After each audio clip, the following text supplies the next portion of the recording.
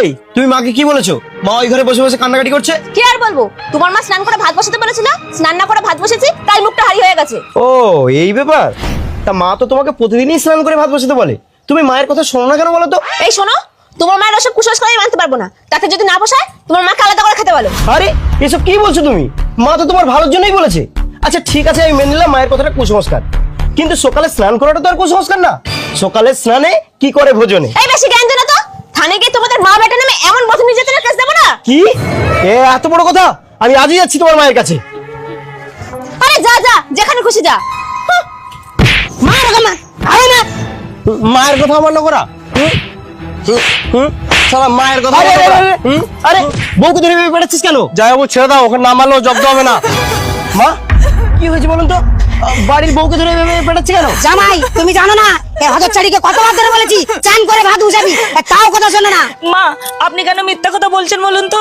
আমি তো রোজ সকালেই চান করি, আর শুধু একটু গলাটা ব্যথা বলে তাই চান করিনি। হ্যাঁ শালি, তোর গলা ব্যথা না আরো কিছু? চুপ কর, এসব কি তোদের মুখের ভাষা? গ্রামের লোকজন শুনলে কি বলবে সেদিকে কোনো হুঁশ আছে? মা আপনারা তিনজন মিলে কালকে সকাল 8টার সময় আমাদের বাড়িতে যাবেন তো? কেন জামাই, তোমাদের বাড়িতে কি হবে? না না তেমন কিছু না, আসলে বাবা রাতে শহর থেকে ফেরার সময় 10 কিলো পাঁঠার মাংস আনবে, সেটাই আমরা সবাই আনন্দ করে খাবো। আরে যাই বাবু, নো টেনশন, কালকে সকাল সকাল ঘুম থেকে উঠে তোমার বাড়ি চলে যাচ্ছি।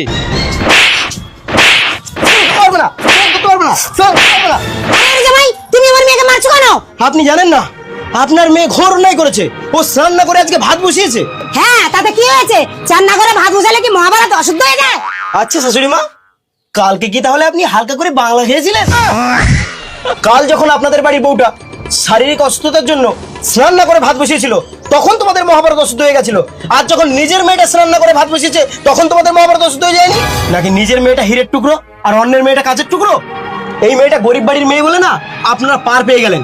যদি আমাদের বাড়ির মেয়ে হতো না, আপনাদের কি করে বাঁদর নাচ নাচাতে হয় সেটা আমি দেখিয়ে দিতাম। তুমি কোনো চিন্তা করো না, আজকের পর থেকে তোমার শাশুড়ির নির্দেশে তোমার স্বামী যদি তোমার গায়ে একটাও হাত তোলে না, তাহলে জেনে রাখবে তোমার এই ননদের গায়ে 10টা হাত উঠবে। না জামাই বাবু, আমি বেঁচে থাকতে থাকতে আমার ননদের গায়ে কেউ হাত দেবে, আমি কিন্তু সেটা সহ্য করব না। দেখলেন মা, দেখে শিখুন। অন্যের মেয়ে ভেবে যাকে দিনরাত বিশ্রীভাবে অত্যাচার করেন, সে আপনার মেয়েকে কতটা ভালোবাসে দেখুন। বন্ধুরা, বিচার হোক সবার সমান। আমি সেই সমস্ত শাশুড়িদের বলছি যারা সব সময় এক দিক থেকে এক পক্ষ দিয়ে বিচার করেন, প্লিজ করবেন না।